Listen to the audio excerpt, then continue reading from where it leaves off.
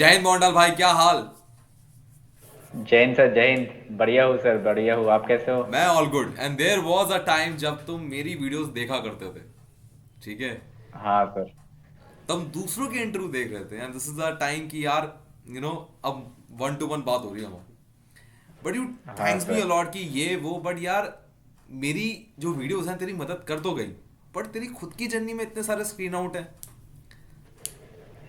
तो हाँ तुझे सर, लगा वो नहीं तो खुद है। पे? सेल्फ डाउट नहीं आया कभी ये करियर चूज पास करके सही करा कि नहीं करा? सेल्फ डाउट में मैं थोड़ा बिलीव नहीं करता था, क्योंकि मुझे पता था कि मैं राइट ट्रैक पे हूँ। मेरा जो बिलीफ है, मेरा जो लाइकिंग है, और मैं जैसे बना हूँ कि मैं आउटडोर गेम्स में, फिजिकल एक्टिविटीज़ में मैं बहुत अच्छा हूँ, तो मुझे लग रहा था कि ये प्रोफेशन मेरे लिए बेस्ट है। और सेल्फ डाउट एक चीज़ में मुझे आया था कि स्क्रीन आउट में, जैसे मैं back to back screen out हो रहा था, और बैंगलोर से जब मैं स्क्रीन आउट हुआ तो मुझे थोड़ा मिराकुलस लगा था कि ये कैसे हो गया। अगर ये हुआ तो अगले मेरे जो सारे अटेम्प्ट है उसमें भी मैं स्पिन आउट तो होगा ही। तो तब मुझे लग रहा था कि थोड़ा कहीं पे गलती है मेरे में, तो ये मुझे सुधारना है। चलो, तुम्हें थोड़ा याद दिलाता हूँ। तुम्हें सेल्फ डाउट नहीं हुआ, पर मुझे आश्चर्यचकित हो रहा है कि तुम्हारी कहानी ना, जो एक नॉर्मल हार्डकोर रिपीटर होता है, वो भी बुरी हालत वाला, जिसमें एक होती है हायर डिग्री, इसके कॉन्फ्रेंस कॉन्फ्रेंस आउट हो रहे हैं, एक होता है इसके कॉन्फ्रेंस स्क्रीन आउट हो रहे हैं। तुम उसमें लोअर कैटेगरी में, सारे स्क्रीन आउट, सारे स्क्रीन आउट, सारे स्क्रीन आउट, समझ लो। अब हाँ सर। ऊपर से सीडीएस क्वालिफाई नहीं हो रहा है, हाँ एफकेट भी सही शायद है। नहीं निकला है, यहां तक मुझे पता है, आईनेट निकला है। हाँ सर। अब जरा कहानी समझो। पहला अटेम्प्ट इलाहाबाद, जहां से तुम कॉन्फ्रेंस आउट, उसके बाद सारे अटेम्प्ट स्क्रीन आउट, छठे अटेम्प्ट में जाकर तुम रिकमेंड हो रहे हो। अब या तो जादू है ये, या जो एक बार हमें कहानी सुनने में आई थी कि फौज में जुगाड़ चलने लगा है, अब लगता है वहां की कहानी है।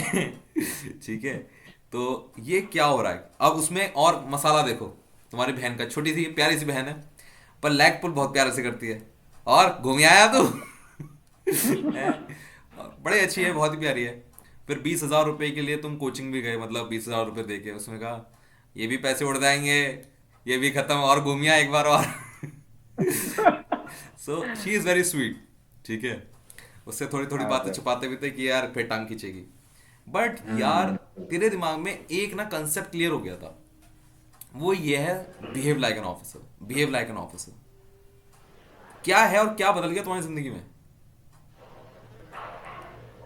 सर, ये बिहेव लाइक एन ऑफिसर जो वाला, ये जो चीज़ है, मैंने वो भी आप ही के चैनल से सीखा, क्योंकि मैं सिविलियन से हूँ और मेरा जान पहचान में कोई डिफेंस पर्सनल नहीं है। तो जितना भी मैंने सीखा, ये आप ही के चैनल से सीखा, और आप ही के चैनल में जो इंटरव्यूअर्स आए थे, एसेसर्स आए थे, एक्स एसेसर्स, और कुछ कैंडिडेट्स आए थे, तो किसी किसी के बातों में मैंने सुना था कि ये जो ऑफिसर लाइक क्वालिटीज़ है वो अपने अंदर लाओ। ये जो ऑफिसर लाइक बिहेवियर है, ऑफिसर की तरह सोचना, ऑफिसर की तरह कपड़े पहनना, ऑफिसर की तरह बिहेवियर ओवरऑल रखना, जब तुम्हें कोई देखे और ना भी देखे, तो तब भी तुमको एक ऑफिसर की तरह रहना होगा। तो जब मैं इलाहाबाद से स्क्रीन आउट कॉन्फ्रेंस आउट हुआ था, तो तभी से मैंने टांग लिया था कि मुझे ये officer like attitude, officer like behaviour, और जो भी हो, ये मेरे अंदर लाना है, और ये कंटिन्यू रखना है मेरे रूटीन में भी, मेरे लाइफ स्टाइल में भी, और सभी में। और मुझे पता था कि ये एक दिन रिजल्ट जरूर देगा। तो अचानक सा अभी हो ही गया ये भाईजैक में रूट। बिल्कुल सही, बट वो ऑफिसर लाइक एटीट्यूड ने तुम्हें 5 से 6 बार स्क्रीन आउट भी दिखाए हैं। कहीं तो लगता भी होगा शायद स्ट्रेटजी रॉन्ग है। स्ट्रेटेजी रॉन्ग है ये कभी मुझे नहीं लगा, क्योंकि जैसे मैंने वो ऑफिसर लाइक क्वालिटीज़ मेरे अपने अंदर डाला, अपनाना शुरू किया, तो तभी से बहुत कुछ चीज़ें सही होने भी लगे थे। मुझे कॉन्फिडेंस फील होने लगा था। मैं एक रूटीन में, रूटीन वाइज लाइफ डील कर लीड कर रहा था, तो लाइफ बेटर हो रहा था बहुत। मेरे एक्टिविटी बहुत फास्ट पेस थे, और मुझे एक कॉन्फिडेंस आ गया था मेरे अंदर। तो मुझे लग रहा था कि ये चीज़ मुझे बहुत पहले करना चाहिए था। बाकी स्क्रीन आउट हो रहा था, इसीलिए इसका जो अपना ये ऑफिसर लाइक क्वालिटी है, तो इसके साथ ये कोई लेना देना नहीं है। स्क्रीन आउट हो रहा था, मेरे अंदर कोई गलती था इसलिए हो रहा था। बाकी ये जो ऑफिसर लाइक क्वालिटीज है, ये हर हर किसी को लाना चाहिए मेरे हिसाब से, हर एक कैंडिडेट को अपने अंदर। ठीक है, फेयर इनफ। तुम आफ्पा गए थे मेरी वीडियो देख के, राइट? इन्फ्लुएंस होके कि भाई हाँ भाई, समझ में तो आ रहा है, बहुत बढ़िया लग रहा है, रिजल्ट भी आ रहा है, चलो जाते हैं। The aim was, solo aim was कि स्किन इन होना है, no recommendation, nothing was your aim. और कहीं ना कहीं तुम्हें विश्वास था कि एक बार स्क्रीन इन हो जाऊंगा तो रिकमेंड हो जाऊंगा, राइट? दिस इज योर हाँ एंटायर एम। सर। अब जरा मैं कहानी एक और लेकर आता हूँ, दूसरी कहानी। You want to be the railway loco pilot बचपन से, इसी चक्कर में तुमने हाँ सर। बीटेक की थी, है ना। ट्रेन की स्पीड बहुत पसंद थी तुम्हें, जेट की स्पीड तुम्हें और अच्छी लगने लगी डिस्कवरी चैनल देख देख के, हैं। अब यार ये एक बात बताओ, now you are going to join the navy, it is very uncertain over there, ठीक है, कि जो तू अभी कैरियर तूने सोचा है कि वो मिलेगा कि नहीं मिलेगा, and your entire journey will be like this only. मतलब अभी जैसे हुआ है, आर्मी दे रहा था, एयरफोर्स को देने का मौका मिला ही नहीं अभी तक नहीं मिला है जो तुम चैट देखकर खुश हो रहे थे। मेरे को एक बात बता यार, when you have so much uncertainty of your life, how you always remain cheerful. ये इनको अभी एहसास नहीं हो रहा, but you will see in his smile that always the smile is carry on, हमेशा रहती है, पता नहीं क्या काम रहता है दिमाग इसका, पता नहीं क्या चक्कर है। कैसे भाई, जब इतनी अनसर्टेनिटी है, जो तुम चाह रहे हो वो नहीं मिल रहा है, तो फ्रस्ट्रेशन तो होनी चाहिए ना तुम्हारे दिमाग में, क्यों नहीं हो रही है? सर मतलब जैसे मैंने पहले आपको बताया कि मेरा जो पर्सनालिटी है, जो मुझे मैं खुद को जो समझ पाता हूँ कि मैं स्पोर्ट्स आउटडोर गेम्स में मैं बहुत मतलब तेज हूँ, ठीक है। मैं फुटबॉलर था अप टू क्लास 10, मैं 5th डिवीजन के लिए ट्रायल में भी गया था। तो वो कैरियर नहीं हो पाया, एक इंजरी था। तो फिर मैं एक एडवेंचरस लाइफ ढूंढने का कोशिश कर रहा था, जैसे ये जो डिफेंस वाला रास्ता है। तो मैंने सुना था कहीं पे कि ये लाइफ बहुत एडवेंचर सा होता है, इसमें ट्रेनिंग होता है, डिसिप्लिन होता है, मतलब एक सोसाइटी में रिस्पेक्ट होता है। तो मेरा स्कूल में मतलब अनलकीली एनसीसी नहीं था, तो मैं एनसीसी कर नहीं पाया, इसलिए मैंने मतलब इस चीज़ का जो अंडरस्टैंडिंग है मेरे में आया ही नहीं कभी। तो मैं और कैजुअल होता गया। तो फिर जैसे मैंने 3rd ईयर का एंड में मेरा कॉलेज का, तो मैंने जो देखा ये आप जो ये वीर बाई डिस्कवरी का जो एक वीडियो था, सीरीज था एयरफोर्स एकेडमी के ऊपर। तो मैंने एक देखा था वो सीरीज, 24 वीडियोस होंगे शायद। तो फिर वो सारे जो वीडियोस मैंने देखा, उसमें जो लाइफस्टाइल जो दिखाया गया कैंडिडेट का, जैसे अभी भी मेरे को नाम याद है, जैसे मोहित था और वो कार्तिक ठाकुर थे, ये सब थे। तो अभी जो सीनियर्स है, तो फिर मैंने जो वो day to day routine lifestyle और ये मतलब लाइफ लीड करना इन लोगों का देखा अंदर एकेडमी में। तो तब मेरे को लगा कि यही तो चीज़ मुझे करना था, यही तो मिसिंग था। मतलब अभी मैं इतना बड़ा हो गया हूँ, 3rd ईयर में चला आया, और मुझे आज तक ये सब कुछ पता ही नहीं था कि एनडीए नाम का भी कुछ चीज़ होता है, एनडीए से इतना मतलब अच्छा लाइफ लीड करने के लिए मेरा मिलता एक है। सवाल रह तो गया था, शायद मैंने आपको याद दिलाना चाहूंगा, यू नेवर गेट फ्रस्ट्रेटेड। शायद हम सवाल से भटक गए। आप जर्नी बता रहे हो, दैट्स गुड, ठीक है, but why you never get frustrated? आपकी लाइफ बहुत अनसर्टेन है, जो आप चाह रहे हो वो नहीं मिल रहा है जिंदगी में आपके, सिर पीटने का मन नहीं करता हाँ तुम्हें? सर। बताओ ना, मुझे वो जानना है, ये चीज इनमें नहीं है। फ्रस्ट्रेटेड सर मैं फील नहीं करता था। मैं मतलब पहला जो मेरा इलाहाबाद के एसएसबी आया, तो पहले अटेम्प्ट में कॉन्फिडेंस आउट, जैसे मैंने सुना था कि इलाहाबाद में जाते हैं तो रिजेक्शन सेंटर है, सब वापस आते हैं, और मैंने पहले ही अटेम्प्ट में as a civilian candidate confidence out हो गया था। तो मुझे लगने लगा कि मैंने बहुत कुछ हासिल कर लिया। तो मैं बहुत दूर रहा था। फिर अगले दिन मैं गया, वो मैं आपका भोपाल में 2 back to back on screen out. फिर उतना बुरा लगा नहीं, मैंने सोचा था चलो हो जाएगा। पहले दिन जब मैंने आईनेट से स्क्रीन आउट हुआ था तो बहुत बुरा लगा था, अगले दिन जब हुआ उतना बुरा नहीं लगा। फिर सोचा कपूरथला आएगा देख लूंगा फिर मैं, फिर स्क्रीन आउट। तो फिर बेंगलोर आया, बेंगलोर में स्क्रीन आउट। लेकिन ये जो बेंगलोर में स्क्रीन आउट हुआ था ना, मैं तब मेरे को थोड़ा लग रहा था कि गलती कहाँ हो रहा है, मेरा सारा वैल्यू सारा बिलीफ सब कुछ तो ठीक है, लेकिन गलती कहाँ हो रहा है। तो मैं गलती ढूंढने की कोशिश कर रहा था, मैं फ्रस्ट्रेटेड नहीं हो रहा था स्क्रीन आउट से। अगर फ्रस्ट्रेटेड हो रहा था तो मैं कंटिन्यू नहीं करता, क्योंकि इसका एक कारण भी है। मैंने अपने कॉलेज में मैंने प्लेसमेंट सेक्रीफाइस किए थे। मेरे सारे दोस्तों ने 90% ऑफ कैंडिडेट्स ने आईटी प्रोफेशन चूज किया, और मैंने अपना कोड में अटक रहा, और कोड का कोई जॉब नहीं है बंगाल में। लकीली मिलता है, लेकिन मुझे नहीं मिला। मुझे मिला था, मैं अपना वो जेनस नाम का एक कंपनी है, मैं वो छोड़ दिया और छोड़ के मैं गया इलाहाबाद में, क्योंकि मैंने ये रास्ते चुन लिया था और पता था कि मुझे इसमें ही करना है, जो भी होगा अब इसमें ही करना है, क्योंकि मैंने ये रास्ता फोकस कर लिया था और मैं 1.5 साल से इसी का ट्राई ले रहा हूँ। फ्रस्ट्रेशन का सर कोई मतलब सवाल ही नहीं आया था, क्योंकि ये जो करियर है मैंने खुद चुना था, और अपने प्लेसमेंट सब कुछ मैंने छोड़ के ये रास्ता चुना था। और मुझे पता था ये जर्नी बहुत डिफिकल्ट है, मेरा कोई जान पहचान भी नहीं है डिफेंस में जो मुझे हेल्प कर सके। तो मुझे फ्रस्ट्रेटेड नहीं होना है। और इस जर्नी में मेरे साथ एक और भी बंदा था, जिसके बारे में मैंने आपको बताया भी है, उसका भी यही हाल हो रहा था कि 21 अटेम्प्ट बेचारा, मतलब रिपीटर हो गया 21 टाइम्स, और 22 टाइम्स में उसका रिकमेंडेशन आ गया जो लास्ट अटेम्प्ट था उसका। तो वो भी मेरे साथ 1 साल टिका रहा। हम दोनों एक साथ एसएसबी जा रहे थे, दोनों वापस आ रहे थे, वो भी स्क्रीन आउट, मैं भी स्क्रीन आउट। और मतलब एक दूसरे के एक्सपीरियंस शेयर करते थे, और बाकी ऐसे मतलब दिन चल रहा था। तो फ्रस्ट्रेशन का कोई सवाल ही नहीं था, क्योंकि यही रास्ता मैंने खुद चुना था sir. That's great, that's great. चौथा अटेम्प्ट था ना वो जब तुम आफ्पा गए थे? After 5th attempt. After fifth attempt. अब ये चौथे हाँ सर। पांचवें अटेम्प्ट के बाद जब तुम गए हो आफ्पा, you went by seeing my video, but यार लगा नहीं कि हाँ यार वहां जाते ही मतलब ओवरवेल्म हो गई है? जरा मैं एक बात रखना चाहूंगा आफ्पा के बारे में, चलो थोड़ी देर बाद में बात करते हैं। Right now our viewers can see the picture, ठीक है यार? मोरडाल भाई, अभी जब आफ्पा गए होगे तो यार स्क्रीनिंग बहुत बड़ा इशू था। अभी यार चलो पहले तो एक बात करते हैं कि यार तुम पहली बार जब स्क्रीन हुए वो मूवमेंट कैसा था? मतलब उसमें कैसे स्क्रीन हो गए, क्या याद है? कुछ याद है तुम्हें? हाँ सर, बहुत अच्छे से याद है वो क्या हुआ पल। था? जैसे मतलब मैं गया इलाहाबाद में, तो मतलब प्रोसेस जो मैं देख के गया था यूट्यूब से, वो आप ही के चैनल से था। तो फिर जैसे वो पीपीडीटी टेस्ट हुआ, पहले तो वो वायर होता है, तो वायर में मेरा एवरेज गया था।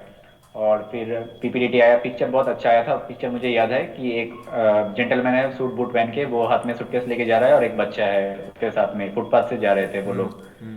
तो फिर स्टोरी एक मैंने ढंग से बनाया। तो फिर आया वो नरेशन के टाइम, हॉल में लेके गए, बैठा है। हाँ। तो नरेशन मेरा बहुत अच्छा था, मैं स्टेमिना नहीं था। फिर जैसे आया जीडी का टाइम, तो सर ने जैसे स्टार्ट बोले, वो फ्रेशर बैच में भी 2-3 साथ एक साथ मतलब स्टार्ट हो गए। फिर मैं अपना एक पॉज देके मैंने बोला, जब मैंने बोला सभी ने सुना था और एग्री किया था। फिर मैंने दोबारा बोला था, तो मुझे कॉन्फिडेंटली लग गया था कि मेरा स्क्रीन इन होने वाला है, क्योंकि मैंने जो भी सीखा था कि अगर ऐसा कर पाओ तो स्क्रीन इन हो जाएगा, तो वो कर भी दिया था मैंने। फिर हो गया मैं स्क्रीन इन। मतलब जैसे आपको तो पता है स्क्रीन इन का होता है, जैसे इस नंबर लोअर से आप मतलब हायर नंबर पे जाते हैं, जैसे 2, 5, फिर 20, 40। तो मेरा नंबर शायद था 50, तो 2, 4 ऐसे करके 50 क्रॉस करके, मतलब 50 नहीं आया, 100 तक चला गया था। तो मुझे लगा मैं गया। तो मुझे पता नहीं था ये घूम के फिर से आएगा, नीचे से शुरू होगा। तो फिर जब वैसा आया तो मेरा नंबर लकीली कॉल कर दिया गया, तो मतलब मैं स्क्रीन इन हो गया था। तो एक अलग सा फीलिंग था कि पहला अटेम्प्ट इलाहाबाद, वो भी और स्क्रीन इन। बहुत बड़ी बात लग रही होगी फिर तुम्हारे दिमाग में, बहुत स्ट्रैटेजी बड़ी एकदम बात। तय हो गई होगी भाई, ऐसा ही करना है हर बार। हाँ। और ऐसा करने में हर बार नहीं हो रहे थे स्क्रीन। कई बार नहीं हो जीडी में रहा था। मौका नहीं मिल रहा, कभी स्ट्रेस हो रहा है, कभी कुछ हो रहा है। यू रीच टू द आफ्पा। अभी एक इमेज हमारी देख पा रहे हैं, ये इमेज नॉर्मली हमने आफ्पा में भी देखी थी। But what you learn, what's your observation over there? क्या होती क्या है जब हम कोई पिक्चर देखते हैं एक परफेक्ट स्टोरी बनने के लिए, जो हमेशा स्क्रीनिंग में मतलब खड़ी उतरेगी, ये निकाल ही देगी, स्क्रीनिंग तो आराम से निकल जाएगी। क्या करते हैं फिर, क्या किन पॉइंट का ध्यान रखें? सर स्क्रीनिंग में जैसे आप यही पिक्चर का अगर रेफरेंस लिया जाए, हाँ। तो ये पिक्चर में बच्चे क्या देखता है, जो सामने जो दिखता है, बच्चे मतलब मैं भी, मुझे भी ऐसे ही होता था। तो जो सामने दिखा है वही करो। बाहर आदमी खड़ा है, बिल्डिंग है, आग लगा है, कर दो। लेकिन अगर आप उसको बैकग्राउंड से कनेक्ट करना है, जैसे background में जो बिल्डिंग है और जो रोड है, रोड का भी दिखना है कि रोड का मतलब विड्थ कितना है। ये इजीली देख के लग रहा है, विड्थ देख के, कि ये एक मेन रोड है जिसमें बस ट्रक ये सब चलता है। पास वाला जो बिल्डिंग है वो भी बहुत बड़ा बिल्डिंग है, जैसा हॉस्पिटल बहुत बड़ा इंस्टीट्यूट में होता है। तो और जो लोग बाहर बैठे मतलब बाहर खड़े हैं, वो थोड़ा एजेड भी दिख रहा है। तो ये सब कुछ बैकग्राउंड कनेक्ट करके आप जो स्टोरी बनाओगे, तो फिर बहुत स्टोरी इजी हो जाएगा, और वो राइट भी होगा स्टोरी, मुझे ये लगता है। बिल्कुल। पर इसमें तुमने क्रिटिकल एलिमेंट भी, तुमने सर ने टोक टोक के बताया होगा, क्रिटिकल एलिमेंट मिस नहीं करना है, क्रिटिकल एलिमेंट मिस नहीं करना है। और तुमने नोट किया होगा वो कांच जमीन पे पड़ा हुआ है वहां पर। हाँ। ये क्रिटिकल एलिमेंट क्या होता है? क्रिटिकल एलिमेंट सर, मतलब हर एक पिक्चर में थोड़ा बहुत रहता है। जैसे अगर वो पॉइंट आप सही से पकड़ लो ना, तो ग्रुप में कोई आपका बात सुने ना सुने, कोई एग्री करे ना करे, लेकिन जो साइकोलॉजिस्ट सामने बैठा है, वो वही ढूंढ रहा है, मुझे ये लगता है। अगर उसको मतलब सुन लिया, मतलब वो सुन गया कि बच्चा ये बोल दिया, जो मतलब उसको दिखा क्रिटिकल पॉइंट, तब तो कोई प्रॉब्लम नहीं है, मेरी तरफ से राइट है। और ये क्रिटिकल पॉइंट बहुत लोग मिस करते हैं। और ऐसा भी एक हुआ था, एक पिक्चर था, मुझे अभी भी याद है आपका में, एक माउंटेन था, नीचे से कोई ट्रेकर्स जा रहे थे, और माउंटेन के ऊपर से कुछ मतलब ब्लैक ब्लैक एशेस निकल रहा था। और वो जो मतलब एशेस ऊपर जाके ये साइड में चले जा रहे थे, मतलब स्मोक जैसे विंड इधर से ब्लो कर रहा था तो वो स्मोक उधर जा रहे थे। तो सभी ने वो पिक्चर देखा, माउंटेन है उसके ऊपर थोड़ा काला काला कुछ है स्मोक जैसा, और कोई लोग जा रहे थे। सभी ने 99% ने ट्रेकिंग बनाया, अच्छा है जो भी, मतलब ठीक है ट्रेकिंग पे। लेकिन वो उधर जो मतलब टॉप लेफ्ट कॉर्नर में जो स्मोक लगा, तो मुझे लगा था कि ये वोल्केनो हो सकता है, क्योंकि वोल्केनो का जो स्मोक है वो डोर्मेंट वोल्केनो होने के चक्कर में वो कभी कभी इरप्ट होता है, और मुझे स्मोक उधर दिख गया था। और सभी को दिखा था ये माउंटेन है, ऊपर कुछ काला है और वो नीचे लोग हैं एक ही लाइन में जा रहे थे। तो वो ट्रेकिंग का ऊपर स्टोरी बनाए थे वो लोग, और मैंने बनाया था ऊपर, मतलब ये कोई आपका वॉल्केनिक इरप्शन हुआ है, ये लोग ट्रेकिंग में जा रहे थे, और उनमें से एक लीडर भी था जो इनकरेज कर रहा था कि हम सेफली उसको अवॉइड करके चले जाएंगे। तो वो ये जो ऑब्जर्वेशन मैंने देखा था, वो नटराजन सर ने और अशोक सर ने मतलब मेरे को पर्सनली रिव्यू भी दिया था कि तूने उधर देखा, ये मुझे हम लोगों को बहुत अच्छा लगा कि out of the box thinking जो होता है वो तूने देखा, नोटिस किया था। बिल्कुल। तो ऐसे ही अब कुछ क्रिटिकल एलिमेंट्स रहता बिल्कुल, है। अब इस वीडियो में, आई वीडियो कह रहा हूँ, जिस पिक्चर में क्रिटिकल एलिमेंट है वो कांच का टूटना। अगर तुम्हारी बुद्धि चल रही है, तुम्हारी ऑब्जर्वेशन सही है, तो क्रिटिकल एलिमेंट तुम्हें समझ में आएगा कि भाई बाहर की तरफ कांच गिरा है, मतलब अंदर से बाहर की तरफ गिरा है, मतलब कुछ फटा है, हाँ हाँ ना कि तुम तोड़ के अंदर गए हो। तो कुछ फटा है हाँ तो वो किस चीज की, किस वजह से फट सकता है? हो सकता है केमिकल फैक्ट्री हो, रबर फैक्ट्री हो, हाँ कुछ ऐसा हो सकता है जिसमें गैस बन जाए और एकदम से बर्स्ट हो जाए। तो यहां से क्रिटिकल हाँ एलिमेंट की स्टोरी बन जाती है। अदरवाइज तुमने कहा स्कूल में आग लगी, अबे स्कूल में कांच बाहर की तरफ कैसे गिरेगा? वही बात है। दरवाजा खुला हुआ भी नहीं है। हाँ ये छोटी छोटी बातें ही स्टोरी को परफेक्ट बनाती हैं, that make a story perfect for the tight and screening. यार चल एक बात और, मुझे आज भी याद है, सर ने ना मुझे, अशोक सर ने वहां पर टोका था, Shubham always remember, when you write, write the characters right, सही लिखो characters, always point the edge right, always point the mood of the character right, क्योंकि हम टीम पे ही जज कर लेते हैं कि भैया क्या चीजें हैं। बट यार तेरे साथ हो रहा था क्या ये बात? क्योंकि मेरे को तो बहुत देर में समझ में आई। कहने के लिए बड़ा सिंपल है, यहाँ पर तूने बताया ओल्ड एज वाले लोग हैं, बट यहाँ पर तो यार फिर भी ये लोग गलती होती होगी। लोग, हम लोग बहुत कैजुअल वे में लिख देते हैं। तेरा ये एटीट्यूड चेंज हुआ था क्या उस टाइम? हाँ हुआ ना सर, मुझे ये गलती हो रहा था कि मैं पिक्चर तो मुझे लग रहा था कि मैं अच्छा लिख रहा था, हाँ क्योंकि मैं थीम सही पकड़ रहा था, लेकिन हाँ गलतियां तो माइन्यूट, मतलब छोटे छोटे डिटेल्स में गलतियां है, जैसे कैरेक्टर का एज पकड़ना, जैसे कैरेक्टर का मूड पकड़ना, अगर मेल फीमेल कैरेक्टर्स है उधर तो किसको कैरेक्टर पकड़ना है। तो ये सब कुछ बहुत माइन्यूट डिटेल्स है जो मैं मिस कर रहा था, और ये मेरा मतलब रेक्टिफाई हुआ आपका में जाके। ये पूरी कहानी। और अगर आप देखो ना, आपने नोटिस किया होगा, हमेशा आपने भी नोटिस किया होगा, आपको तो स्क्रीनिंग की ज्यादा एक्सपीरियंस है, कि यहां पर जब एक बंदा स्क्रीनिंग में जाता है तो असेसर चार बातें सुनने के लिए हमेशा रेडी रहता है: edge, mood, character and theme. Story पूरी सुने या ना सुने, हाँ, और इन्हीं एज चार मूड चीजों, कैरेक्टर। हाँ, और इन्हीं चार चीज से पता लग जाता है क्या उसने क्रिटिकल एलिमेंट ध्यान से देखा है, क्या उसने स्टोरी में ऑब्जर्वेशन, जेंडर, करेक्टर, मूड की सही करी है, और चार टेक खट खट खट खट खट।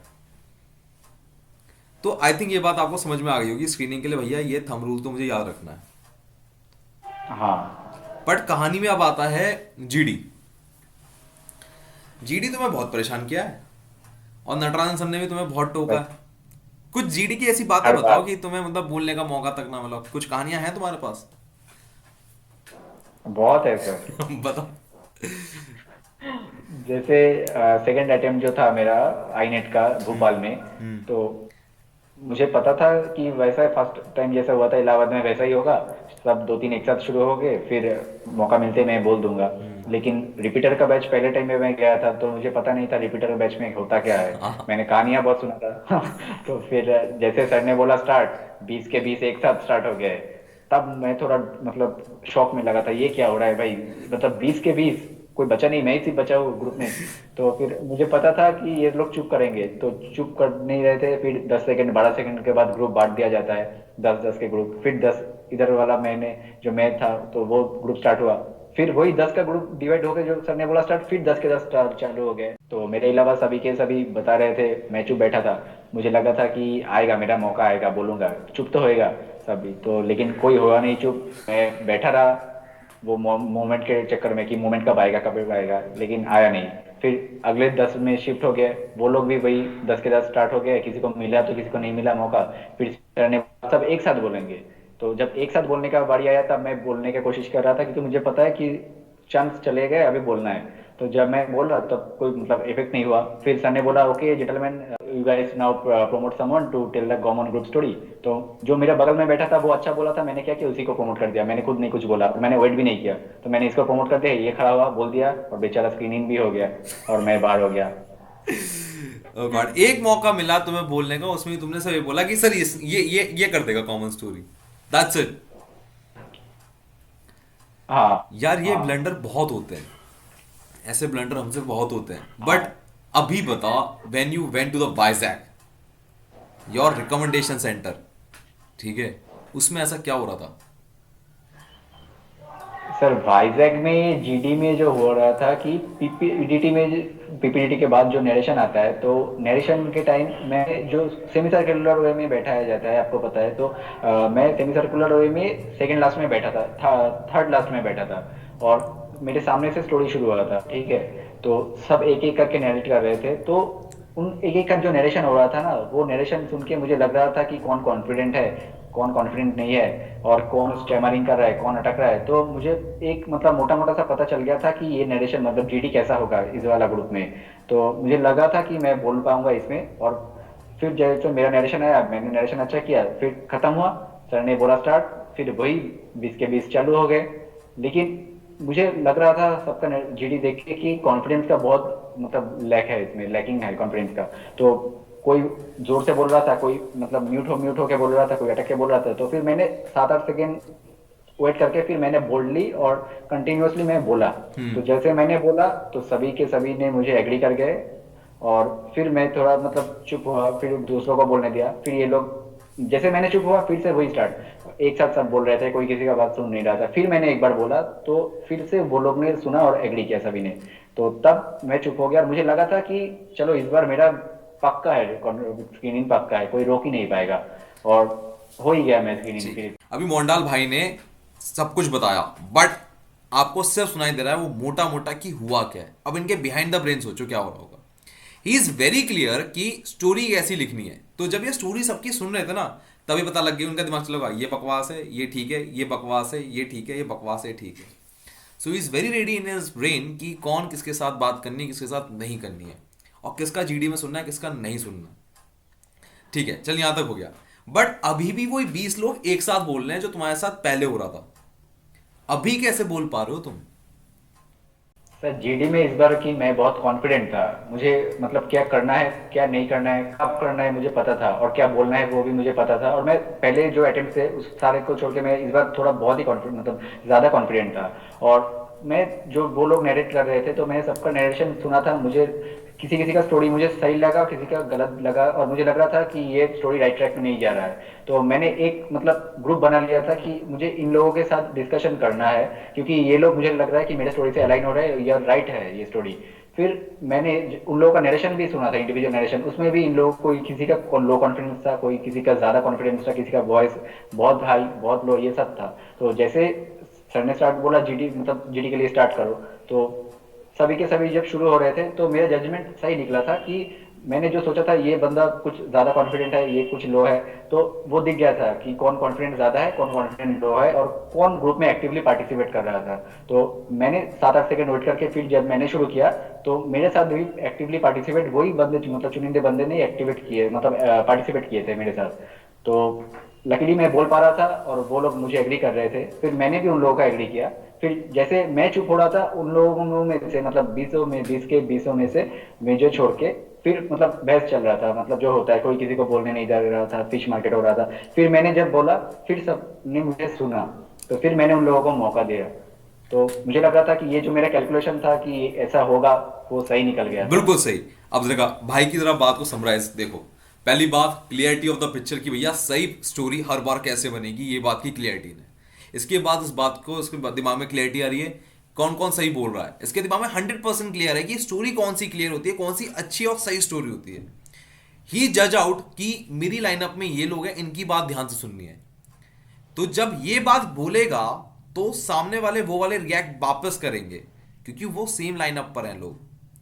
And that's how he bring out every time, क्योंकि बोलना तो वहां हर कोई चाहता है ना, और सुनना सुनना भी सबकी पड़ती है।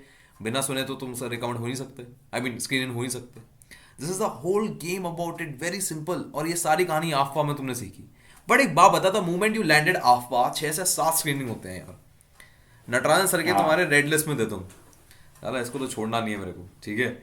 अभी द मोमेंट यू एंटर, तूने सर को पूरी कहानी बताई, सर मैं इतनी बार स्क्रीन आउट होता हूँ, ये होता हूँ, वो होता हूँ। व्हाट हैपेंड ओवर देयर यार, कैसे स्क्रीनिंग हुई? मतलब 6 बार स्क्रीनिंग का मतलब है 6 बार एसएसबी जाना और 6 बार स्क्रीनिंग में बैठना। और वो ऑफिसर जो कभी एसएसआर रह चुके हैं वो तुम्हें बता रहे हैं कि तू क्यों नहीं होगा इस बार। हो क्या रहा था उन 6 स्क्रीनिंग की प्रैक्टिस में? सर, जैसे पहला स्क्रीनिंग था तो मैं जो गलतियां कर रहा था तो वो गलतियां दिख गया पहला स्क्रीनिंग में सर को। तो फिर रिव्यू आया कि ये सबका इधर गलती है, ये कैंडिडेट का इधर गलती है, उसका उधर है। तो फिर जो मुझे मिला गलतियां तो मैंने उनका रेक्टिफाई किया अगले में। तो फिर जब मैं दूसरा पीपीटी के लिए बैठा तो मैंने अच्छे से दिया वो सबको रेक्टिफाई करके। फिर उसमें भी थोड़ा रिव्यू आया कि अभी भी इधर इधर थोड़ा गलतियां है, तो उस वो जो गलतियां था उसको मैंने थर्ड में सुधारा जैसे। डे 2 है हमारा ये आज तक का सबसे लंबा चलने वाला इंटरव्यू है मेरा। कि 5 दिन तो स्क्रिप्ट बनाने में लग गए कि भाई की कहानी समझ ले, और अब शूट करने में। खैर अभी कहानी इंटरेस्टिंग होने जा रही है। स्क्रीनिंग निकल नहीं रहा था तुम्हारा। आफ्पा जाने का एकमात्र रीजन ये था कि भैया स्क्रीनिंग निकाल ली, ज्यादातर बच्चे स्क्रीनिंग हो ही जाते हैं, ठीक है। ये बात पता थी आपको? हाँ, ये बात पता है सर। अच्छा, यहाँ पर एक कहानी अब आ जाती है कि अब जब वहां पर 6 बार स्क्रीनिंग होती है आफ्पा में, मतलब 6 बार एसएसबी दिलाया जा रहा है, और ऑफिसर आके बताएगा कि इस बार तू जाता तो मैं तुझे क्यों स्क्रीनिंग नहीं करता। I want to know from the very first screening to last screening of आफ्पा, क्या हो रहा था वहां पर, क्या सीख रहे थे तुम? क्योंकि अब तो नटराजन सर के रेड अलर्ट में आ गए थे तुम। हाँ सर, लास्ट वाला जो स्क्रीनिंग था उसमें मेरा कोई गलती नहीं था, सब कुछ परफेक्ट था। मेरा वॉइस थोड़ा लेवल हाई हो गया था, कॉन्फिडेंस बहुत पहले से बहुत बढ़ गया था, और ऊपर से जैसे मेरा हैंड मूवमेंट हो रहा था, बगल वाले के हाथ मतलब सामने मेरा हैंड चला जा रहा था तो वो भी कंट्रोल में था, तो सब कुछ कंट्रोल में था। और सर ने बोला चलो परफेक्ट तो नहीं है लेकिन काम चल जाएगा तेरा। छठे स्क्रीनिंग में भी, लास्ट में भी सर कह रहे हैं काम चल जाएगा। बट यार काम चल जाने हाँ पर भी तेरे को इस बात की क्लियर थी छठे स्क्रीनिंग में कि क्या करना है? मुझे पहले स्क्रीनिंग से बताओ।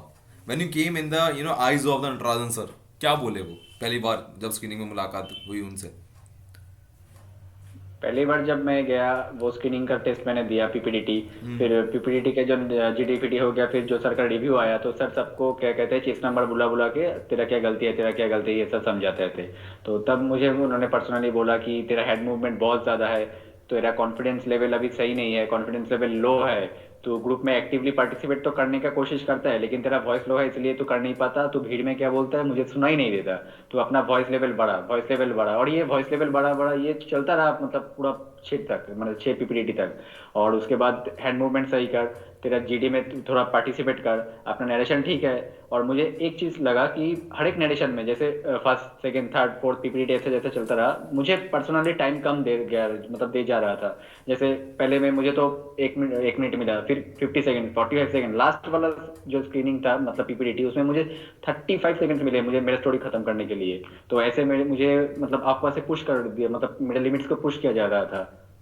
तो मुझे ऐसे मतलब बहुत बेनिफिट हुआ। तो नरेशन मतलब जहां तुम्हें मौका पहले 1 मिनट पूरा बोलने का दिया जाता, सर आप पुश कर रहे थे भाई कम शब्दों में अपनी बात क्लियरिटी से समझाओ वरना दिक्कत हो जाएगी, ठीक है। हाँ ब्रदर, अभी क्या सीन है कि जब तुम पहले वाले अटेम्प्ट में सर तुमको बोल रहे हैं यार जो तू बोल रहा है मुझे सुनाई ही नहीं दे रहा, और तू पहले वाले अटेम्प्ट में स्क्रीन हो चुका था, तेरे दिमाग में कंफ्यूजन तो हो रहा होगा यार वहां पर ही तो स्क्रीन हुए थे, सर पता नहीं क्यों कह रहे हैं। और दूसरी बात, क्या गला फाड़ के बोल दूं क्या मैं, मतलब क्या कर क्या दूं मैं, आवाज थोड़ा वो एकदम से ऊंची हो जाएगी। सो व्हाट वाज योर, ये हाँ क्या मैकेनिज्म थी तुम्हारी?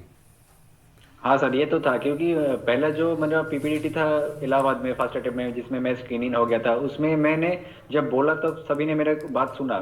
जब वो लोग स्टार्ट किए थे तो मैं थोड़ा 7-8 सेकंड लेट स्टार्ट किया था, जैसे मैंने जीडी में अपना पॉइंट रखा तो सभी ने मेरे को सुना और एग्री भी किया।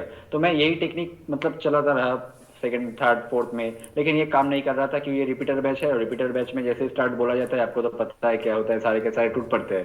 तो कोई किसी का सुनने के लिए रेडी नहीं है, तो फिर मैं वेट करके बोलता भी क्या, मैं बोला तो मतलब कोई अटेंशन नहीं दिया। फिर आपका में जो होता है ये रिपीटर वाले ग्रुप होता है, फ्रेशर वाले होते हैं, सबको मिक्स्ड किया जाता है। तो जो फ्रेशर थे वो थोड़ा मतलब चुप थे पहले, साइलेंस एक दो पीपीडीटी में, लेकिन जो रिपीटर थे वही, अगर एक 10 के ग्रुप में 7 रिपीटर है तो वो जैसे सर ने बोला स्टार्ट, वो सारे के सारे शुरू हो गए। तो मैंने जब वो भीड़ में बोलना शुरू किया तो वो भीड़ में मेरा बोलने का जो वॉइस था वो बहुत लो था, और कॉन्फिडेंस लेवल लो था, इसीलिए ये और भी लो हो जा रहा था। तो सर ने यही बोला कि तू भीड़ में बोल रहा है लेकिन मुझे सुनाई नहीं दे रहा है तेरा आवाज, और तू भीड़ में मत बोल, तू मौका ढूंढ, वो मौका ढूंढ, सही मोमेंट ढूंढ। अब वो मौका ढूंढना है, आवाज बढ़नी है, जो कि भैया पता नहीं कैसे निकली, अमिताभ बच्चन की आवाज एक दिन में तो होगी नहीं।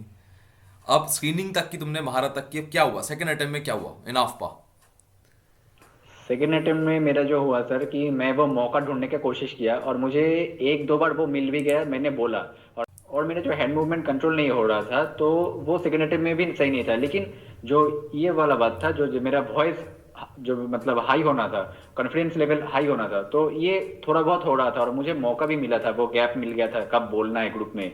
तो मुझे लगा पर्सनली कि ये दो जगह में मैंने इंप्रूव किया था, और बाकी तो साइक टेस्ट में जैसे पीपीडीटी में थोड़ा साइक भी दिखा जाता है, तो साइक के मामले में भी कुछ करेक्शन मैंने थोड़ा बहुत किया था।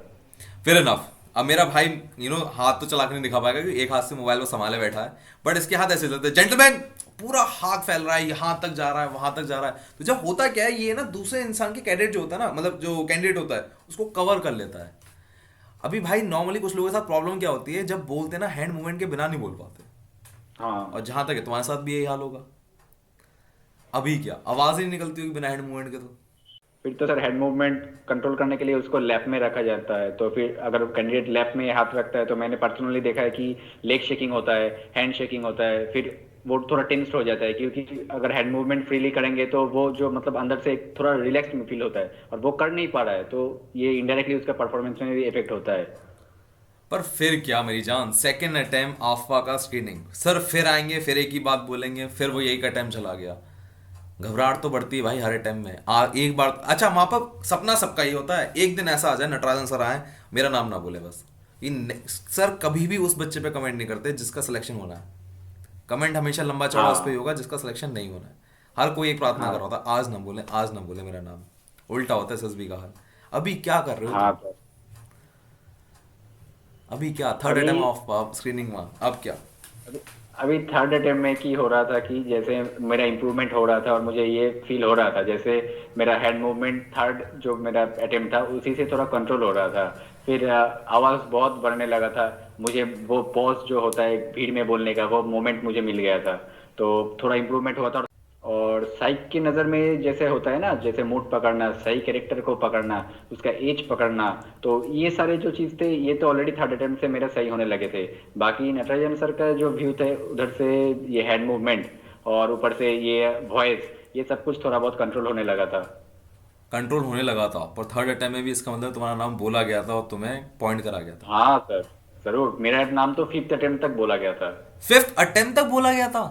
हाँ सर, हर एक पीपीटी में मेरा नाम बोला गया, और मुझे लगता है कि ये मतलब सर का मतलब क्या टेक्निक है कि इसको और पुश करो, और पुश करो, हर एक में इसका नाम हुआ बोलो। क्या फिर? थर्ड अटेम्प्ट ऐसे ही गया, फोर्थ अटेम्प्ट फिफ्थ अटेम्प्ट में क्या हो रहा है?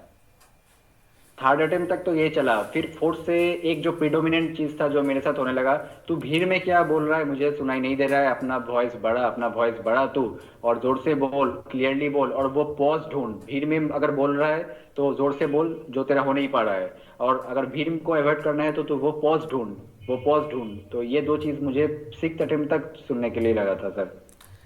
पर अब ये पॉज और ये आवाज बड़ी कैसे, सवाल तो अभी भी वहीं रह गया। हुआ क्या, कैसे मुझे ढूंढा?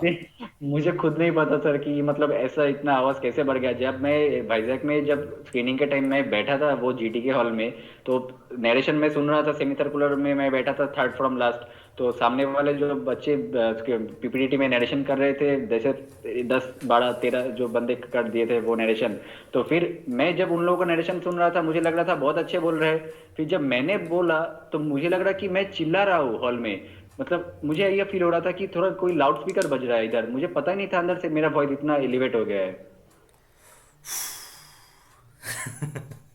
तो ओके। चेंज मैंने तब जाकर रियलाइज किया। तब जाकर रियलाइज हुआ तब। मुझे कभी कभार हाँ। लगता है ना, लोग जब पूछते हैं ना स्क्रीनिंग का क्या तरीका है, you can not point a single thing, हर किसी का अलग प्रॉब्लम है। और स्क्रीनिंग में सिर्फ तीन बातें मायने रख रही हैं, एक स्टोरी, आप अपनी बात रख पा रहे हो, और ग्रुप के साथ तमीज में पेश आ रहे हो, स्टोरी एक जगह आ रहे हो। बट यार बिना मुझे लगता है एक्सपोजर ऑफ स्क्रीनिंग के ये चीजें सीख नहीं सकता इंसान। हाँ, ये तो बात एकदम बिल्कुल सही है, एक्सपोजर तो चाहिए। क्योंकि मेरे केस में उल्टा था। मेरी आवाज बहुत तेज है, माशाल्लाह ऐसी आवाज आती है बस पूछो मत। और मेरे चक्कर में खौफ हो रहा था कि ये तो यूट्यूबर है, ये नॉलेज वो नॉलेज। तो कुछ घबराने वाले होते हैं, कुछ समझते हैं कि इसको तो मैं देख लूंगा। ठीक है, दो टाइप के होते हैं। हाँ। ठीक है। मेरे साथ क्या हुआ, शुरुआत के 4 अटेम्प्ट में सर ने कहा मेरा नाम नहीं लिया गया स्क्रीनिंग के लिए। और 5वें छठे में सर ने मेरा नाम लिया, शिवम तुम कुछ बोलोगे क्या। मेरे सर कोई बोल नहीं दे रहा। That's happened, but until unless you do not go with the screening process ना, एक बार 6 बार बहुत बड़ी बात होती है, पूरा तराश दिया जाता है। खैर, छठे अटेम्प्ट में जब स्क्रीनिंग का हुआ तब भी सर ने नाम लिया था, तुमने बोला नहीं कि मतलब क्या हुआ, क्या छठे वाले में तुम्हारा क्या सीन था, तुम्हें लगा थोड़ा डाउट है। सर, छठा अटेम्प्ट में मुझे बस यही बोला गया था कि अपना वॉइस थोड़ा लाउड, मतलब लाउड करना और थोड़ा कॉन्फिडेंटली बोलना, और भीड़ में नहीं बोलना। और छठा अटेम्प्ट तो छोड़िए, जब मैं पर्सनली नटराजन सर से मिला, जो मतलब संडे को जब हम लोगों का रिलीज हो जाता है 14 डे में, तो मैंने सर से मुलाकात किया। मैंने बोला सर मेरा एसएसबी है, आपको तो पता है, तो मैं जा रहा हूँ, आपसे बस थोड़ा बात था। तो मैंने सर को थोड़ा रिव्यू दिया, वो जो सजेशन फीडबैक फॉर्म होता है, तो उसके बारे में मैं थोड़ा बात कर रहा था। तो सर ने पर्सनली मुझे बोला कि तू भीड़ में मत बोलना, मेरी बात सुन, तू भीड़ में मत बोलना, वो तू पॉज ढूंढना, क्योंकि तू भीड़ में बोलता है तो आवाज मुझे सुनाई नहीं दे रहा था, मतलब दे पाता है। तो तब 6 अटेम्प्ट तक भी शायद यही प्रॉब्लम था कि मैं भीड़ में बोलूँ तो आवाज। अब देखो जरा सोचो, भाई ने इंटरव्यू की शुरुआत में क्या बोला था, उसकी टेक्निक ध्यान रखो, जो उसने भीड़ में बचने के लिए क्या किया था। Rule number 1, listen to everyone story. पहले तो स्टोरी सही बनाना सीखो, जिससे तुम आइडेंटिफाई कर सको सही स्टोरी है किसकी। सही स्टोरी आइडेंटिफाई हो गई तो तुम्हारे, अब तुमने उनको पिन पॉइंट कर लिया। Remember those guys and always pick them while you are in a GD. उनका पॉइंट बोलो कि उनकी स्टोरी में क्या सही है, वो लोग शांत हो जाएंगे। सेकंड पॉइंट उसने भाई ने क्या बोला था, उनका कॉन्फिडेंस लेवल चेक कर, किसका कॉन्फिडेंस कम है, किसका कॉन्फिडेंस ज्यादा है, कौन ज्यादा बोलेगा कौन कम बोलेगा। अगर ये अंदाजा हो गया तो तुम्हें ये पता लग गया कौन बोलने वाला है। तो भाई ने जब उनका पॉइंट बोला तो भाई सामने वाला तो हाँ ही करेगा ना, हाँ हाँ हाँ हाँ हाँ, क्योंकि भाई उसको तो चाहिए हाँ हाँ, उसका उसके पॉइंट में कोई एग्री करे। That's how he gain the moment over there, and that's how he break the ice of the screen out जो हो रहा है बार बार बार बार, और यहां से भाई स्क्रीन हुआ। Fair enough, this is the whole strategy over there screening की, ये स्क्रीनिंग का क्या करा। बट यार कॉन्फिडेंस तो आसमान, अब तो भैया ऐसी लग रही होगी जैसे दुनिया पाली है स्क्रीनिंग, कितने टाइम से वापस जा रहा हूँ वापस जा रहा हूँ वापस जा रहा हूँ वापस जा रहा हूँ। बट अभी क्या, स्क्रीनिंग के बाद अब यहाँ तो कॉन्फिडेंस बहुत हाई था तुम्हारा कि अब तो मैं निकाल ही दूंगा। बट यार कहीं तो थोड़ी घबराहट होगी। सर, जैसे मैंने आपको पहले भी बताया कि मेरे जो दोस्त थे आपा में, और मेरे जो पर्सनल एसएसबी के जो फ्रेंड है, सभी को पता है कि मंडल जा रहा है एसएसबी बस स्क्रीनिंग होने के लिए। क्योंकि मुझे रिकमेंडेशन से कोई लेना देना नहीं था, मैंने रिकमेंडेशन के लिए कभी सोचा ही नहीं था। क्योंकि जब मैं बेंगलोर गया था तो मुझे तब भी लग गया था कि अगर मैं एक बार स्क्रीनिंग हो जाऊँ तो मैं रिकमेंड हो जाऊंगा। और इधर तो डेफिनेटली होना था वाइजैक में, तो मैं सिर्फ स्क्रीनिंग के लिए सोच के गया था। वो मेरा टारगेट था। जैसे मैंने स्क्रीनिंग हासिल कर लिया था, फिर मुझे मतलब कोई डाउट ही नहीं आया माइंड में कि मैं मतलब ये गलती हो सकता है, वो गलती हो सकता है, अगर इसमें डाउन हो जाऊंगा तो वो उसमें भी डाउन हो जाऊंगा, रिकमेंडेशन का क्या होगा। तो पूरे जो प्रोसेस था 5 डेज का, उसमें मुझे कभी भी एक पल के लिए भी ऐसा नहीं लगा कि रिकमेंड हो पाऊँ कि नहीं। मुझे स्क्रीनिंग हो गया था, बस खत्म मेरी बात। ठीक है, अब जरा मैं वही पिक्चर पीपीएनडीटी की वापस लेकर आना चाहूंगा जो हमने पहले डिस्कस की थी। सी, पीपीएनडीटी में हमारे पास एज, मूड होता है लिखने के लिए, जिसपे वो मार्क्स देते हैं और वो हमें करेक्ट लिखना पड़ता है, और उसके बाद जो थीम सबसे इंपॉर्टेंट होती है। बट यहाँ थोड़ा सा गेम बदला हुआ है, ये चीज़ें हैं ही नहीं वहाँ पर। स्टोरी तमीज़ में लिखी हुई होनी चाहिए। बट यार एक चीज़ यहाँ पर टैट में बड़ी मायने रखती है, जो तुम्हें नटराजन सर ने, सॉरी कह रहा हूँ, अशोक सर ने और कमांडर दत्ता साहब ने बोली होगी। Choose character profession wisely. जैसा लिखोगे प्रोफेशन वो ही वहां पर रिफ्लेक्ट होगा तुम्हारा एज अ। अब एक बात बताओ Mandal, can you write a profession doctor, IAS, PCS, और सम वॉट सम कोई आर्किटेक्चर, कुछ ऐसे प्रोफेशन लिख सकते हो क्या तुम, अगर तुम कोई काम कर रहे हो तो। You are engineer basically. Sir इसके कॉन्टेक्स्ट में मैं आपको एक बताता हूँ। जैसे मेरा ये भाईजैक का जो स्क्रीनिंग वाला पिक्चर आया था पीपीडीटी में, हाँ। तो उसमें एक पिक्चर दिखाया गया था कि एक मतलब जैसे एमएनसी वाला जो बिल्डिंग होता है, तो वो एक मतलब कोई फ्लोर होगा तो वो ग्लास पैनल्स लगे थे, और एक राउंड टेबल था, हम्म। उसमें दो तीन बंदे बैठे थे, एक बंदी थी और एक लड़का खड़ा था, वो थोड़ा एजेड लग रहा था, सूट पहन के खड़ा था, और उसके हाथ में कोई एक पेपर था और टेबल में कुछ पेपर रखे थे।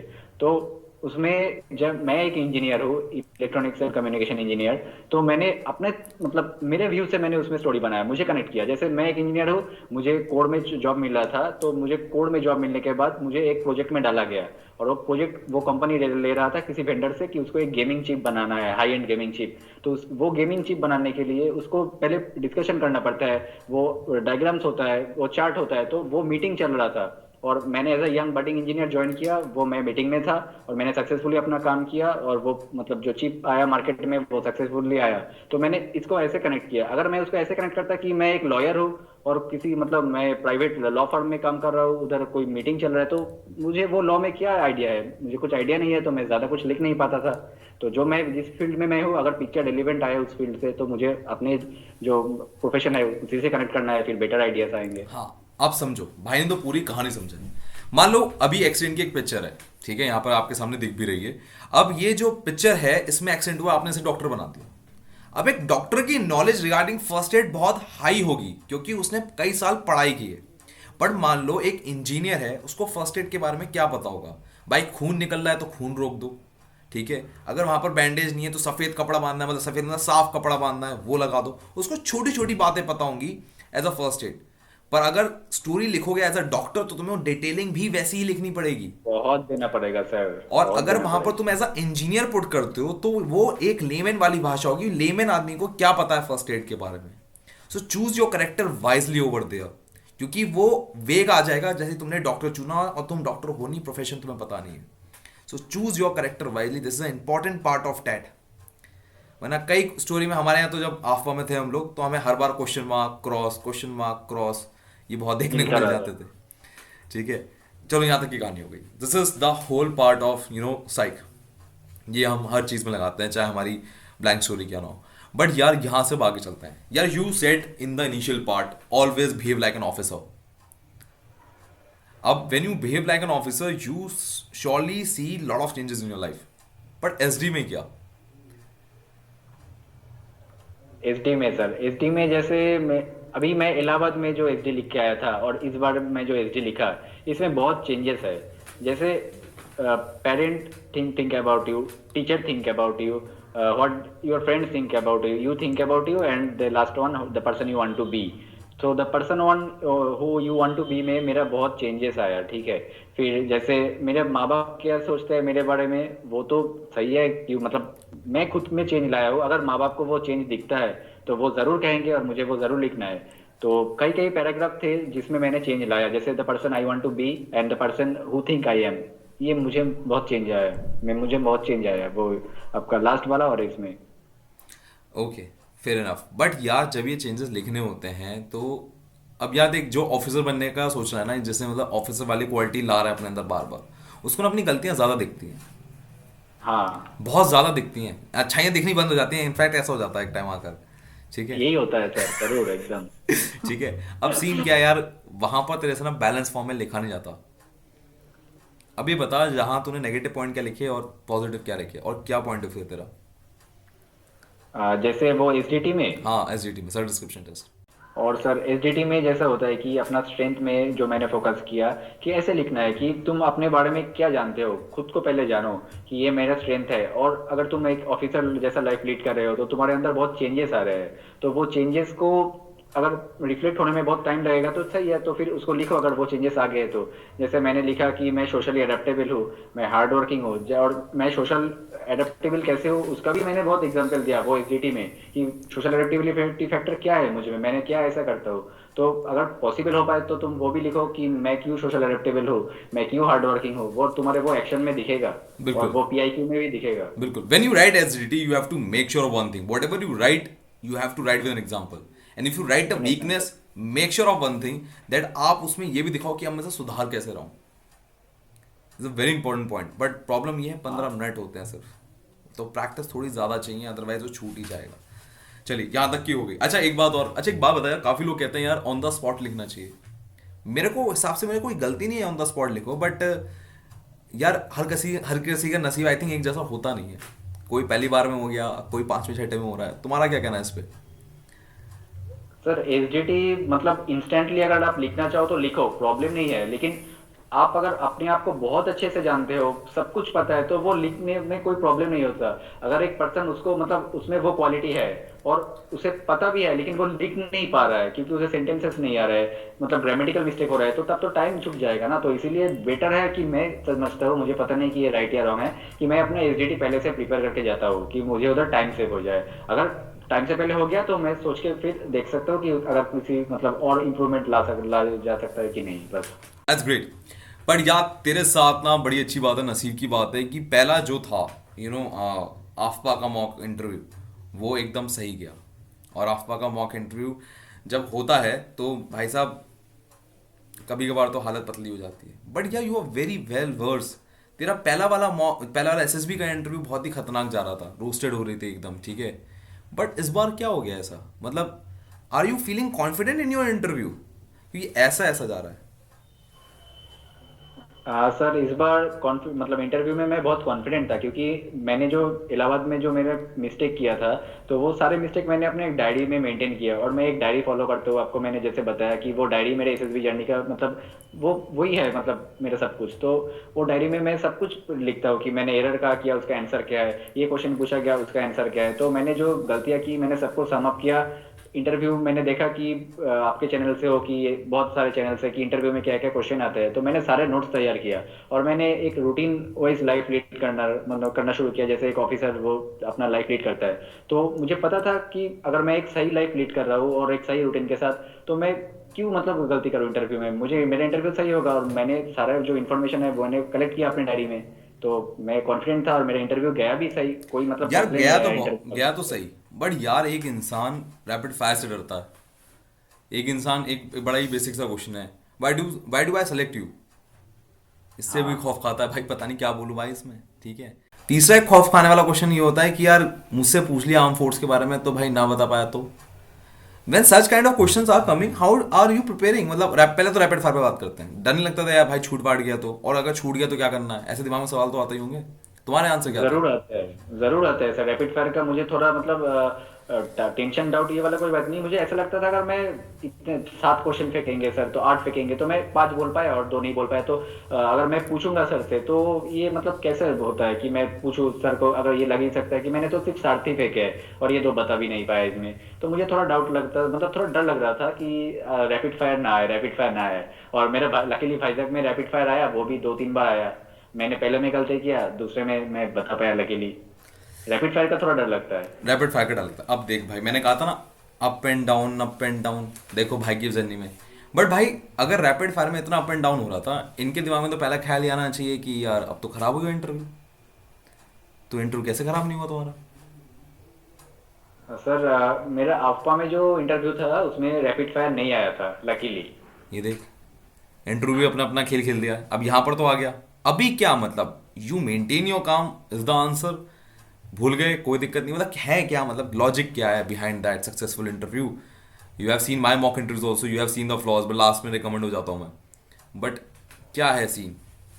सर जो अगर रैपिड फायर आपका खराब हो जाए, तो मैं जैसे मेरे केस में हुआ था वाइजैक में, मुझे एक बार फर्स्ट में जो रैपिड फायर फेंका गया था तो उसमें मैंने गलती किया, मैंने या 3 शायद बता नहीं पाया। और रैपिड फायर मेरे बहुत थे, शायद 12 रैपिड फायर थे एक में, मतलब फर्स्ट रैपिड फायर में 12 क्वेश्चन, तो उसमें मैंने 3 या 2 बता नहीं पाया। तो मुझे लग रहा था अब क्या होगा, अब क्या होगा, मैं बता नहीं पाया, शायद सर और एक बार पूछेंगे। तो शायद सर ने, मैं ये जो सोच रहा था पूछेंगे, और सर ने पूछा भी मतलब दूसरे बार और एक रैपिड फायर। तो मैंने लकीली फिर सारे के राइट आंसर दे दिया।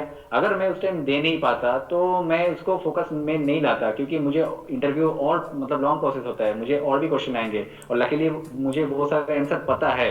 तो मैं एक के लिए अपना इंटरव्यू क्यों खराब करूँ, एक के ऊपर तो कुछ जज नहीं होता।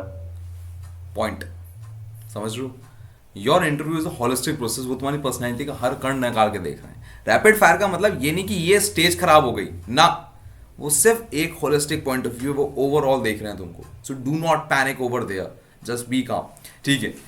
यार एक बात बताओ, do you remember your first SSB GTO? Yes sir, GTO sir, और जीटीओ एक्टिविटीज तो मुझे बहुत अच्छे से याद है सर। तब क्या था? तब तू कॉन्फिडेंट हो रहा था कि ये तो सारे ऑब्स्टिकल नए नए देख रहे होते हैं, इंजीनियर भले ही हैं सारे, जीटीओ साहब कहते हैं are you not a engineer, पता नहीं है तुमको कैन डिलीवर, ऐसे में फ्लैंक कर देते हैं वो। बट यार नहीं हो रहा, नहीं हो रहा, अब क्या करें? ठीक है, नाउ यू हाँ केम सर। फ्रॉम द अफवाह, but what was your first experience in the GTO? Sir first time GTO में मैं, मतलब मुझे जीटीओ क्यों लिया जाता है मुझे ये कोई आइडिया ही नहीं था। मुझे पता था कि उसमें ये बल्ली फट्टा सब कुछ होता है, लगाना पड़ता है और ब्रिज करना पड़ता है, और फिर इंडिविजुअल ऑब्स्टेकल, वो तो मेरे लिए मतलब कि जन्नत था, क्योंकि मैं फिजिकली बहुत फिट था, मैं फुटबॉलर था, तो पैर पैर पे बहुत चलता था, तो मैं सोचा था एक बार इंडिविजुअल टास्क आने दीजिए तो फिर दिखाता हूँ मैं कौन हूँ। तो ये दिखाने के चक्कर में मैंने सबसे ज़्यादा किया भी था, लेकिन मैं आउट हो गया। और अभी मुझे याद है कि मैं क्या क्या मिस्टेक उधर करके आया था, जीटीओ क्या होता है और मैं क्या करके आया, क्या दिखाना था क्या हो गया। तो मैं बहुत मतलब सुपरफिशियल चीज़ों में मैं बहुत मतलब क्या बोले अफेक्टेड हो गया था तब। ठीक है, अब इसमें दो सवाल आ गए, देखो। पहली बात, पर्सनैलिटी हर इंसान में होती है, ठीक है।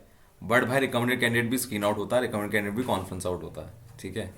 आफा में एक बात हमें हमेशा दिखाई जाती है कि सब में वर्ल्ड क्यूज होती है, बट नहीं दिखा पाओगे तो नहीं होगा कारण। तो अभी तुम्हें क्या दिखाना, तुमने पॉइंट आउट किया मैं वो नहीं दिखा पाया था तब, मैं दिखा कुछ और रहा था, दिखाना कुछ और है, क्या दिखाना था? सर जैसे मैं आपा में गया तो मुझे पता चला कि जीटीओ टास्क क्या होता है, इसका मतलब जीटीओ टास्क कंडक्ट करवाने का मतलब मीनिंग क्या होता है। तो तब मुझे डिफरेंसेस पता चले। जब मैं पहले जो जीटीओ में गया था इलाहाबाद में, तो मैं खुद को प्रूफ करना चाहता था, मेरे अंदर एबिलिटी है वो दिखाओ, स्ट्रेंथ है दिखाओ, फिटनेस है दिखाओ, दिखावा थोड़ा हो रहा था। मैं कुछ जानबूझ के मिस्टेक कर रहा था जो करना नहीं चाह रहा, मतलब करना नहीं चाहिए था। और मैं जो इंसान हूँ नहीं, मैं वो मतलब खुद में लाना चाह रहा था। तो ये वाला वाइजैक वाला जीटीओ में मैंने वही किया जो मैं हूँ, जो मुझे आता है, और जो चीज़ करना है मैंने बस इंस्ट्रक्शन फॉलो किया और मुझे वही मतलब मैंने वही किया। तो यही सबको करना है कि तुमको जितना भी बोल दिया जा रहा है जो जीटीओ सर से इंस्ट्रक्शन, वही फॉलो करो। कुछ अपने आप को कुछ दिखाना मत करो, जो तुम हो बस वही दिखाओ। अगर सही हो तो 100% हो जाओगे तुम, 100%। मेरा एक दोस्त है अमित, आपको तो पता ही है उसके बारे में, कि बंदा जीटीओ सर उसके लिए, वो मुझे बोलता है मेरे लिए जीटीओ सर लड़ गया, तो मेरा जीटीओ इतना अच्छा गया। तो जीटीओ सर आपको पास करवा देंगे अगर तुम सही हो तो, और जो हो वही दिखाओ बस। फेयर इनफ, बहुत अच्छा पॉइंट बोला आपने। बट एक बात सोच के देखो, यू वेंट थ्रू स्क्रीनिंग जो कभी क्लियर नहीं होता, you went through the psych part जो पहले कभी ना कभी एक खौफ लगता होगा, पहले ऐसे लिखे आते होंगे, ठीक है ना। You went through the interview जो पहले खलनायक के फॉर्म में गया, भैया पहले वाले अटेम्प्ट में क्या इलाहाबाद में हुआ, ठीक है। जीटीओ में तुम अपना हीरो बन के आ गए कि मैं फुटबॉल में क्या नहीं कर सकता मैं। फर्स्ट वाला इंटरव्यू मुझे हमेशा याद रहेंगे सर, जैसे लग रहा था कि मैं यूपीएससी मतलब आईएएस के इंटरव्यू में रूम में आया हूँ। इतना रोस्ट हुआ मेरा, वो मुझे याद रहेगा। पता नहीं भाई, चिकन भी शायद इतना रोस्ट नहीं होता जितना ये इंटरव्यू में रोस्ट कर देते हैं। हाँ सर। और ऐसे लिटरली जाते हैं, हमारे तो आंसू टपक रहे होते हैं, ऐसा लगता है उनको तो लग रहा होगा नींबू निचोड़ ही दिया ना फाइनली इसमें। ठीक है, ये फील आती है। बट यार everything has been passed, now what you are feeling of the guts की अब मैं हो गया रिकमेंडेशन या नहीं, या कहीं तो कुछ ऐसा फ्लॉक लगा होगा यार। वैसे तो हमें आपको में बताया जाता है do not think, you are not going for the selection, you are going to enjoy, but still there any kind of thought, क्योंकि अब तो कॉन्फ्रेंस है यार, क्या ही करना है, या तो शक्ल दिखानी है, अब तो कुछ दिमाग में आ ही रहा होगा। कॉन्फ्रेंस के टाइम में हाँ क्योंकि यार समझ रहा है नटरान सर के वर्ड्स क्या है, पर तेरे दिमाग में क्या चल रहा है? कुछ चल ही नहीं रहा था। मुझे पता है मैंने मिस्टेक कहाँ किया। पूरा साइक टेस्ट मतलब पूरा एसएसबी के दौरान मैंने जीटीओ मेरा बहुत अच्छा गया था। और मतलब जीटीओ सर ने तो मुझे बोल भी दिया था कि I hope this time you get recommended, क्योंकि जब पर्सनल जो उस जीटो के सर के साथ जो बात होता है वो इंडिविजुअल ऑब्स्टेकल के, सॉरी हाँ इंडिविजुअल सॉरी कॉमन टास्क के पहले जो बात होता है, तो सर ने मेरा कहानी सुना। तो फिर मैंने सर को बोला ये मेरा कहानी है, मैंने इतना टाइम स्क्रीन आउट हुआ हूँ। तो सर ने बोला wow it's a very long journey, so I hope you get recommended this time. तो मुझे पता था कि मैंने जीटीओ में बहुत अच्छा किया, मैं इंटरव्यू में भी बहुत अच्छा किया, लेकिन मेरा साइक टेस्ट थोड़ा प्रॉब्लमेटिक हुआ था, क्योंकि मुझे मतलब थोड़ा मतलब स्ट्रेस में मेरा माइंड थोड़ा मतलब सर दर्द हो रहा था मेरा। तो मैंने सर को भी बोला भी वही कि सर मेरा, जब मैं कॉन्फ्रेंस रूम में गया तो सर ने पूछा कि if I want to tell you to score your marks or I mean score your performance, then out of 10 how much you will give? Then I said sir I will give 8. Then sir ने बोला why 8, why not 10, why is this 2? तो sir को मैंने बोला कि sir मेरा side test थोड़ा मतलब जैसा मैंने एक्सपेक्ट किया था मैं परफॉर्म कर पाऊंगा, उतना मैंने परफॉर्म नहीं कर पाया। तो सर ने रीज़न बताया कि बताओ क्या है, तो मैंने बोला कि थोड़ा स्ट्रेस था, सर दर्द हो रहा था, तो मेरा परफॉर्मेंस में इफेक्ट किया। तो मुझे बस यही एक डाउट था कि मेरा साइड टेस्ट में थोड़ा प्रॉब्लम है, और कहाँ प्रॉब्लम है वो मुझे पर्सनली पता है। तो बाकी ये चीज़ छोड़ के मुझे कोई टेंशन ही नहीं था, क्योंकि मेरा सारा टेस्ट एकदम सुपर गया था। ठीक है, बट यार एक ना यूनिफॉर्म का अलग ही चार्म होता है, वो देख रहा है जो गोल्डन स्ट्रिप्स लगी होती हैं कंधों पे, ठीक है ना। अच्छा होता क्या है, जैसे ही हम एंटर करते हैं ना रूम में, वो सारे बैठे होते हैं जनाब, तो वो गोल्डन स्ट्रिप सबकी लाइन से दिख रही होती है, हाँ ठीक है ना। और वो हमारी जिंदगी का पहला शायद मौका होता है जब हम ऑफिसर को देखते हैं, एंड यू आर सीइंग हाँ। For the I think very first time. मैं तो इलाहाबाद गए थे तुम, second time sir. Second time तो तुमने स्टार्स देखी होंगे ना। हाँ हाँ हाँ। नहीं नहीं, पहले फर्स्ट टाइम मैंने स्टार्स देखा, या सेकंड टाइम सॉरी, में तो first time stripes you have थे। Seen the stars, not very first time you are seeing the golden stripes. हाँ। My problem was every time I go to the conference, the heart start pounding. भाई ये तो चाहिए, but ये साला ये बैठे हुए हैं सबके सब, पता नहीं क्या पूछ लेंगे ऐसा। Did every time it happen to you? अब तो खैर ऑफ पर जाने के बाद तो ऐसा कुछ नहीं दिखता, बट पहले कुछ था। पहले मैं जब खुद ब खुद प्रिपेयर कर रहा था, तो आप ही के चैनल में मैंने कुछ इंटरव्यू देखे थे रिकमेंडेड कैंडिडेट के, तो तब उन लोगों के जो इंटरव्यू देख के मुझे यही सीखना मिला कि जो हो गया, मतलब जो तुम बाकी 4 दिनों में करके आए हो वो तो बस हो गया, उसको तो चेंज नहीं कर पाओगे। अगर तुमने कुछ भी सही किया तो वो कॉन्फ्रेंस में तुमको पास कर दिया जाएगा। अगर तुमने कुछ प्रॉब्लम किया, अगर उन लोगों को लगता है कि इसको मतलब क्लियर कर दिया जा सकता है, लेकिन अगर कोई डाउट है तो पूछ लिया जाए, तो फिर तुमको उधर पूछेंगे, तो तुम अपने पास्ट को तो रेक्टिफाई नहीं कर पाओगे। अगर तुमको उधर मौका मिलता है कॉन्फ्रेंस में, तो तब तुम सही आंसर देना, अपना माइंड सही रखना, काम रखना, कूल रहना, बस यही है। तो यही कॉन्फ्रेंस का मतलब थोड़ा एक प्रेशर रहता है कि अगर कोई डाउट है ऐसे सर लोग को, तो फिर वो आपसे क्वेश्चन पूछेंगे, और तब आपको सही क्वेश्चन का आंसर बताना है, जो आप है वही बताना है, और माइंड को थोड़ा मतलब शांत रखना ठीक है। है, पर हुआ क्या वहां पर, हुआ क्या वहां पर जब मूवमेंट ही went to the conference. The moment I entered the conference, sir said hello, sir, good morning. Then I said good morning, sir. I wished first I wished good morning, sir. Then he wished. Then he told me to sit. Then I sat down. Then he told me the very first question: how was your stay? How was the food? How many friends do you make? Then out of 10, if I want to tell you to rate your performance, then how much you do you give? Then I said sir 8.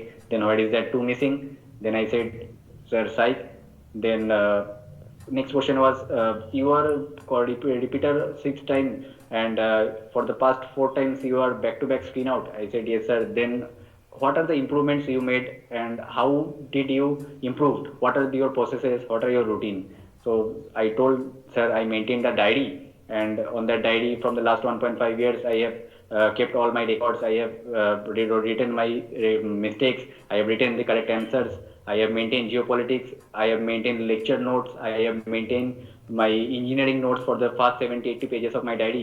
Everything I have written on the information about tri services. So I have maintained a diary, and throughout that diary, throughout my journey, the diary helped me a lot, and I got recommended in my sixth attempt. See now this look like कि यार एक monotonous answer बोल रहा है भाई, but नहीं यार ये मोनोटोनस नहीं है।